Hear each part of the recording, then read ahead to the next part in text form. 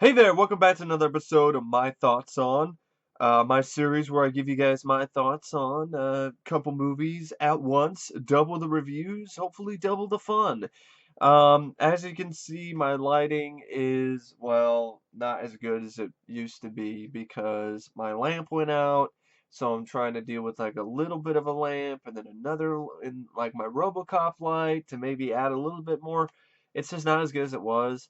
Um, I'm planning on getting a new lamp. I'm gonna probably, maybe go out tomorrow, go to Goodwill, find a lamp or something like over there, and we'll see. We shall see. I need to get better lighting because I don't like it to look like this. It looks really dark. But anyway, that being said, I wanted to give you guys my thoughts on Batman and Robin and Batman Begins.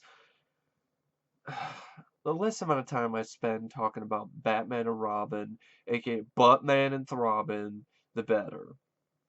Batman and Robin but before I talk about the movie, I'll talk about my I was introduced to it, my introduction to the movie, and a little bit of a confession about the film. I saw this film in the theater. It's the only Batman movie.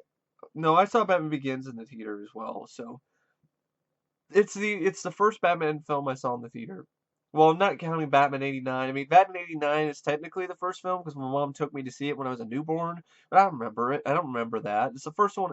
The first Batman film I remember seeing in the theater is Batman and Robin. And I was really excited for it because I was a big fan of Batman, and I watched Batman Forever a lot on VHS, and Batman Returns, and here is the Batman movie, the new Batman movie, and I was really excited to see it. I mean, it was in 1997. I was like, what, 7 or 8 years old or something? Like, I didn't know any better. This You're talking to the same kid who drug his dad in to go see Kazam. Okay, I did not know any better when I was a kid. So I remember liking it when I saw it as a kid. Then I remember we got the VHS and I watched it. I actually admit this. I watched Batman and Robin the most out of all the other Batman movies that I had. And I'm not ashamed. It's kind of embarrassing to admit that, but I admit it. But, when I got older and tried to watch the movie again, oh my God, it was painful.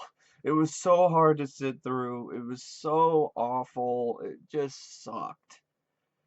So, my reasons why Batman and Robin is terrible are the same as everyone else's. You got these really stupid, unfunny puns, especially from Arnold Schwarzenegger's Mr. Freeze. Some puns that don't even make any sense, like "What killed the dinosaurs? The Ice Age." I'm like, dinosaurs weren't alive during the Ice Age. So no, the Ice Age didn't kill them, and that's just stupid. And it's a bad pun either way, but it's even worse pun because it makes no sense. I mean, even puns make some kind of sense. This doesn't make any sense. This is where Schumacher.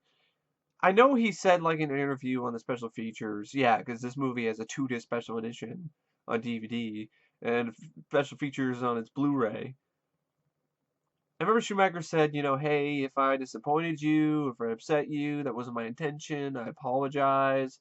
And I'm like, okay, all right, but at the same time, you're to blame for some of this movie's problems too. You can't just pass it off to Warner Brothers and be like, it's all their fault. They wanted me to make a giant toy commercial.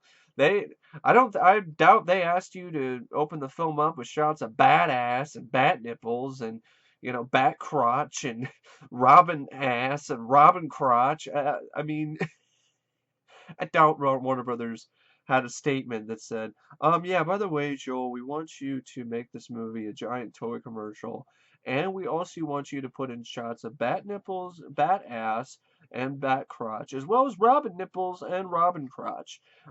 So please, yes, please put those in the movie because it'll help us sell more merchandise. Uh, I doubt that's the case. It's like all of the neon craziness and it makes me want to puke Dayglow from Batman Forever was turned up to 11 in Batman and Robin. It's so awful. It's so hard to sit through because it's just so cringe-inducing to watch. So you have this cast that's wasted. You have George Clooney, who's a capable actor, who actually doesn't look that bad as Batman. He just has nothing to do. And because George Clooney, I think he just took this role for a paycheck. I think he just took it for a paycheck. Because the only time he ever seems to look like he gives a shit is when he's playing just Bruce Wayne and he's having a scene with Michael Gough. And, there are moments where, like that scene where he has with Michael Gough, where George Clooney's actually doing a good job. But most of the time he isn't. But he's got shit to work with, like a fucking back credit card scene and all kinds of awful lines, like "This is why Superman works alone." All kind of stupid shit. And the plot's terrible. Because all involved is Robin's a dickhead. He's a whiny asshole, and it's like, you know, everything's all about you, Batman. What about me? What about Robin? Yeah, there's a reason why it's all about Batman, because Batman is cool. Batman is awesome. You're Robin. And Robin normally, Robin can be cool, but Chris O'Donnell, you're definitely not the cool kind of Robin in this movie. He's fucking annoying. And this film also has way too many villains. You have Mr. Freeze, you have Poison Ivy, and you have Bane. For some reason, Bane is Poison Ivy's lackey in this movie, and it's embarrassing. It's a slap in the face to the character. Basically, makes Bane her bitch. And you have Uma Thurman playing Poison Ivy, and I think it's a miscasting choice. Uma Thurman is a good-looking woman. She's pretty, but she's not knockout, drop-dead gorgeous like Pamela is in the comics.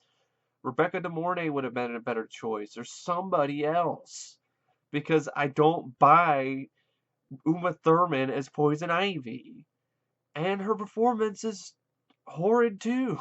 Performance is so bad that might as well kill all the plants. It's just about as bad as, a bunch of weed killer. Kills your brain cells just as fast too. Chris O'Donnell sucks as Robin. The screenplay is terrible.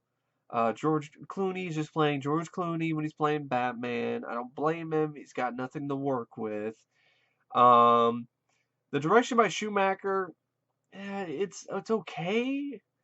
I mean, I don't think the direction is the film's problem. The problem is the script, and the problem is, other things.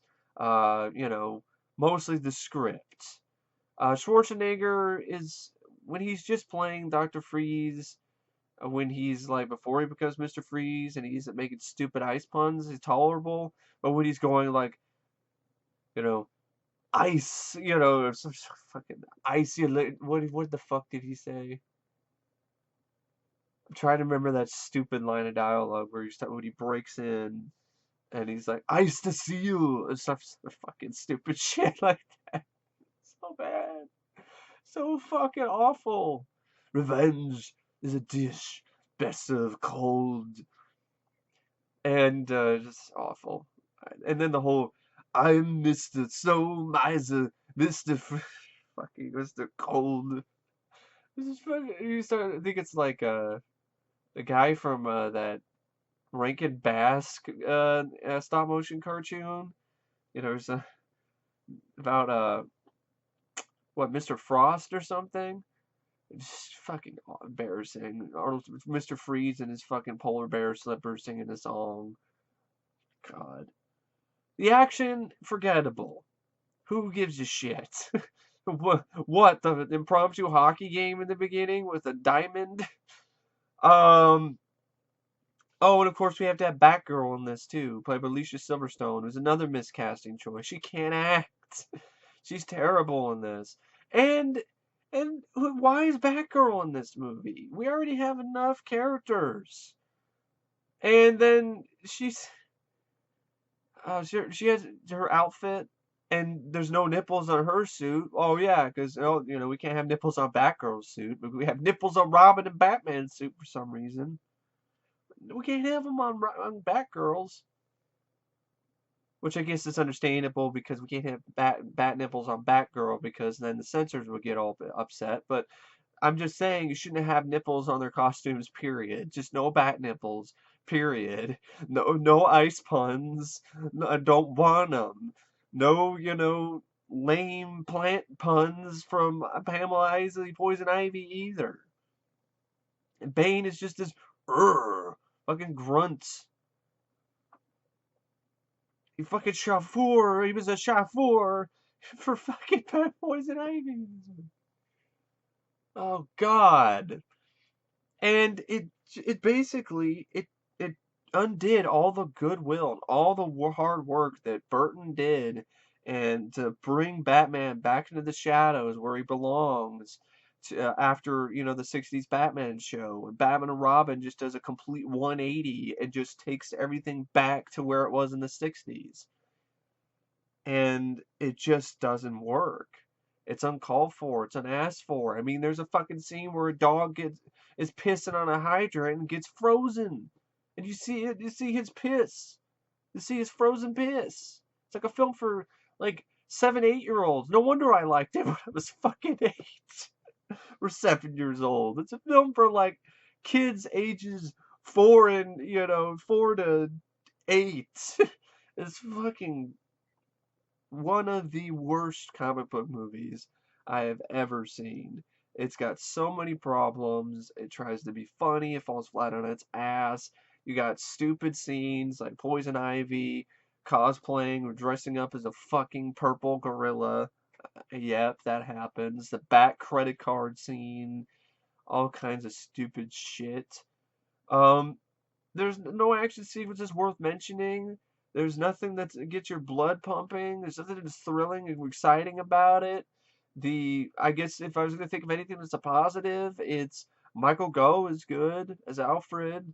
Some of the score by I think it was Skelly Goldenthal again isn't too bad. I like the soundtrack. I used to listen to soundtrack all the time when on CD. I like the Smashing Pumpkins song. I even like the R. Kelly song Gotham City. Um, the art direction is good. The production design is good as it should be, because it's a what the movie cost close to $100 million, so it should look good. Costume design it's there, it's okay. Um, but yeah, I mean, I don't know what else to say about Batman. Just talking about Batman and Robin just makes me feel sick to my stomach. I don't know what else to say about the movie. I ranted about it before on my channel, and I don't really want to talk about it anymore. It fucking sucks. It's a terrible movie. Anyway, now here we go with Batman Begins, which Batman Begins is a film that basically had to retcon the entire Batman franchise as to start from square one. It's a reboot, and one of the few examples of a successful reboot. And I know people say, well, yeah, I love how some people say like, oh, Nolan, would have done it anyway, and blah blah blah. Batman and Robin was so bad that they had to, Warner Brothers right away was like, we're going for, a reboot. We're gonna wipe the bad taste out of people's mouths, that was Batman and Robin. Well, that's not really the case. Batman and Robin wasn't nearly as successful as they wanted it to be in the box office, but it was made a lot of money for merchandise and toy sales, which is originally what they were trying to do in the first place. Which is stupid. That's a big reason why the movie sucks.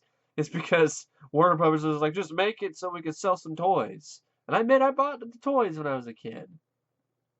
I admit it. So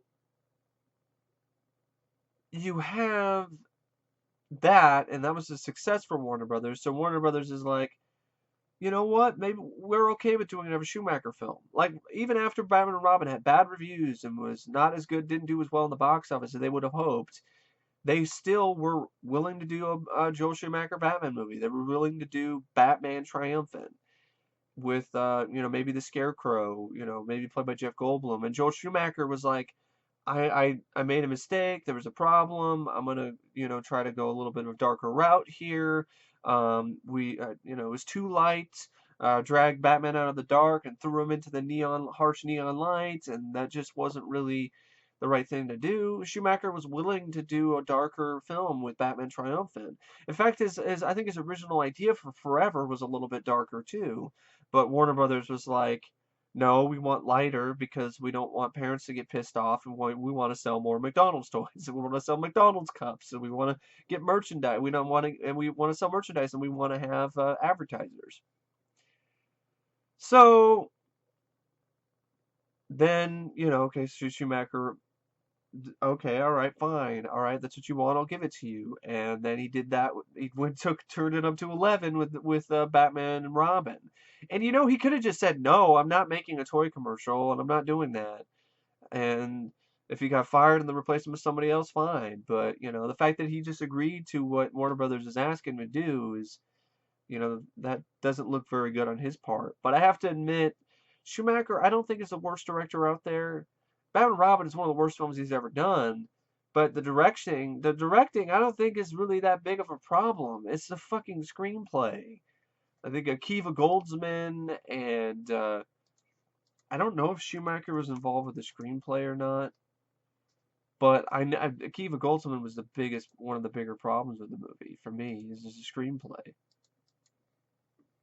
Screenplay is awful by Akiva Goldsman. Blame Akiva Goldsman. He's the fucking big reason why this movie's terrible. And so, and Schumacher's done a lot of good films before, with a little bit darker sort of material in them, like Falling Down, Flatliners. So he's very capable of making a Batman film that has a sense of fun to it, has fun with the concept, but is also a little bit darker. So I think that's kind of what he wanted to do with Triumphant, but eventually Warner Brothers like, no, we're not going to do that. Eventually they decided, we're not going to do that because they did realize, yeah, Batman Robin wasn't as much of a success as we would have hoped, and they basically made a judgment call that audiences wouldn't come back for Batman Triumphant, which is pretty much true. So then they decided, okay, let's do something else, and they decided to do Year One, which was a Darren Aronofsky project, which is even more crazy than Batman and Robin, which is going to be rated R. Batman's going to have a butler. Alfred was going to be like a black guy, and he's like a mechanic, and the Batmobile was going to be like an Oldsmobile or a Cadillac, and it was all kinds of fucked up and weird, and even stranger than anything Burton ever came up with. And Warner Brothers was like, no, we can't do that. So eventually they settled on a script with David S. Goyer, and they decided to do Batman Begins, and no one got involved, and the rest is history. Part of me is almost wishes no one never did Batman Begins because of the ripple effect that its success and mainly the Dark Knight success has caused in the DC cinematic universe and with other films in general. It basically made this idea of a super realistic, gritty superhero movie really popular and all the rage. And yes, it was something different and it was handled well, but it was so popular that it started showing up in places where it didn't belong. And we've started to see that ripple effect with films like Batman vs. Superman and Man of Steel, where you take a character like Superman, who is a lighter character, and you basically turn him gray. You mute his colors on his suit, you make his character closer to Batman, and you try to shove him into a Christopher Nolanized world. And it just doesn't work for me personally, and it doesn't belong. And it's because of the success of films like Batman Begins and The Dark Knight, which is why that decision was made. So that's why, back in my head, I'm like, I would take Schumacher's Batman Triumphant over Batman Begins, because then we wouldn't have this ripple effect that is, in my opinion, honestly really hurt the DC universe. But I know a lot of people disagree with me and they think I'm crazy. So, but maybe I'm like, maybe I would be okay with it. I could have Batman Begins, but it wasn't like such a huge hit. And then we never got The Dark Knight, which honestly, I like The Dark Knight. I think it's better than Batman Begins, but they probably would have made Dark Knight anyway. But it might not have been Nolan's Dark Knight. It might have been somebody else's Dark Knight. And part of me would be fine with that. Because of Nolan's Dark Knight, which I'll talk about that movie later, it's just become a film, it's just become a franchise that I think is extremely overrated. It doesn't mean that it's bad. It doesn't mean that I hate it. Oh, I hate The Dark Knight Rises, but it doesn't mean that I hate, I've learned to like Batman Begins, and I like The Dark Knight, but people put them on the highest pedestal ever. Like they're better and miles better than any other superhero film or DC movie, and I just I don't personally agree with that. I don't think they're that great.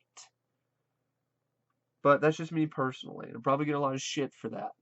But anyway, my thoughts on Batman Begins. I saw it. I remember seeing it in IMAX. I think in like the OmniMax version of IMAX. I remember liking it then, and then for some reason, I'm a nerd. I admit it, and I started obsessing on how inaccurate it was to the source material, and that pissed me off.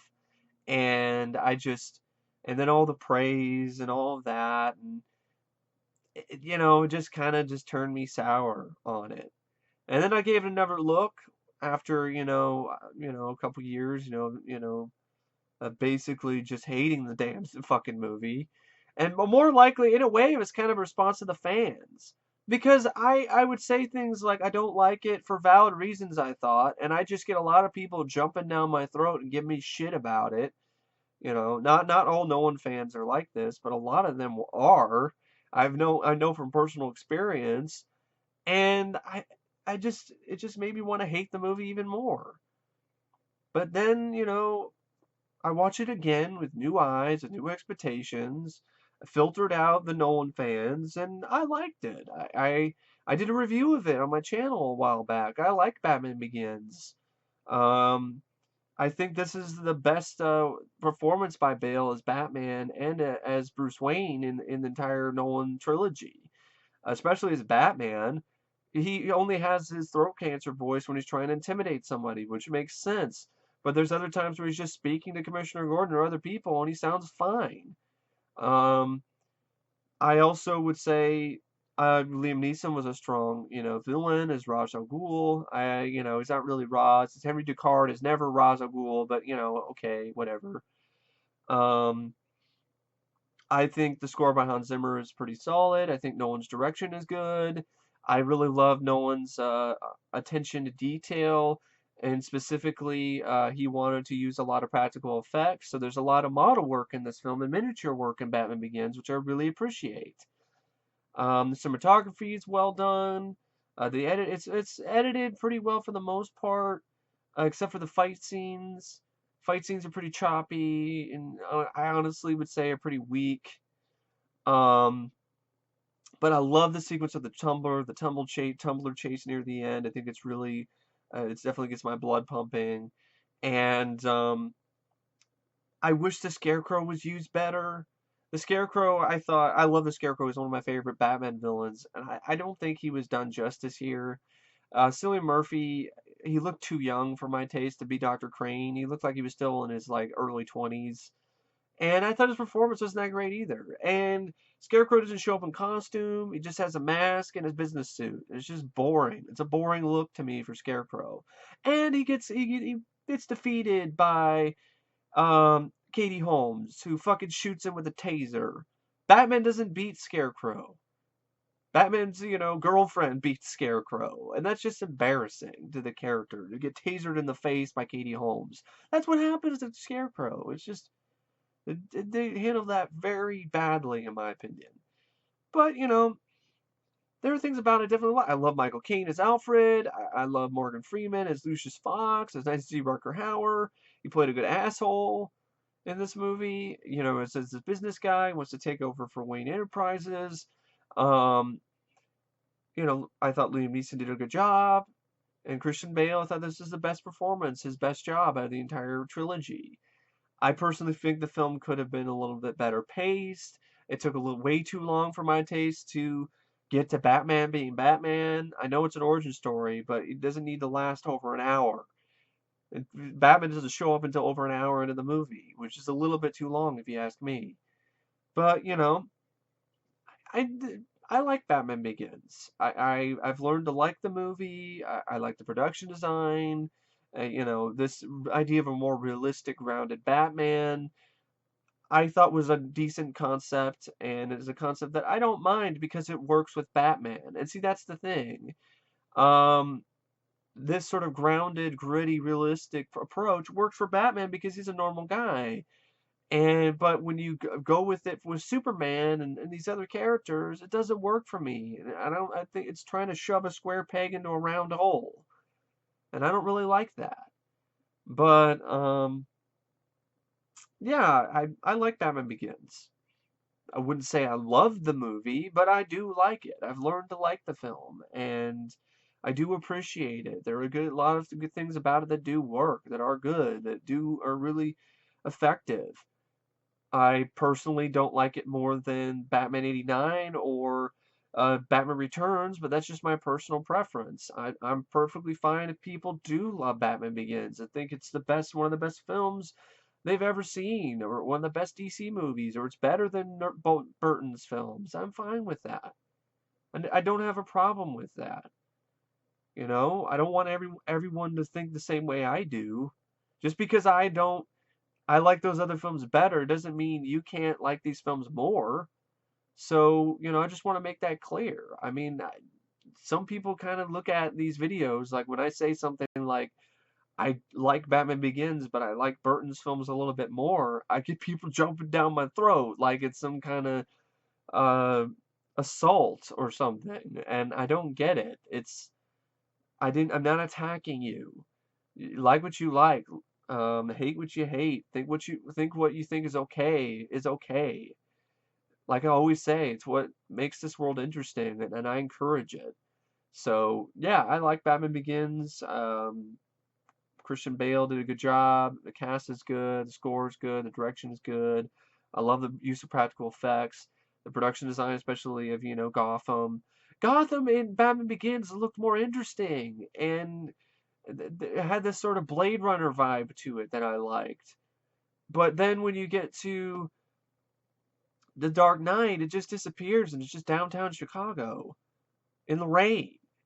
But I'll get to that when I talk about The Dark Knight. But ultimately, I did feel The Dark Knight was a little bit better filmed than this because this doesn't have a lot of action.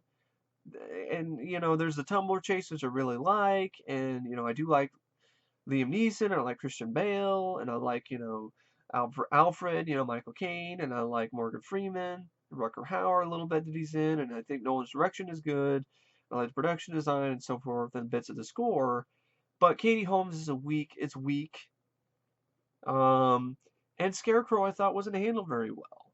So, and the action sequence, especially the fight scenes, sucked.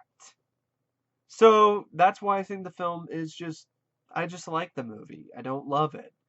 And I don't even think it's a great film, and that's just my opinion. I think it's an above average movie because there's too many problems with it for me to give it like 4 stars or even 4.5.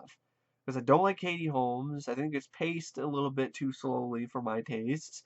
The fight scenes suck, are completely unmemorable. Even the training stuff in League of Shadows isn't that memorable to me personally. Um, Nolan, I don't think is good at directing fight scenes. I don't think he knows how to really shoot them properly. They just don't get my adrenaline pumping or my blood flowing at all. But chase scenes, he seems to know what he's doing because the tumbler chase is great near the end. I really like that, and so the film had a decent amount of suspense at times, and there were some good performances. Of course, Gary Oldman. I forgot Gary Oldman. What is wrong with me? Gary Oldman was fantastic as Commissioner Gordon. I loved him, and I'm glad I remembered now to mention him because that would be an absolute just insult not to mention him. He was fantastic.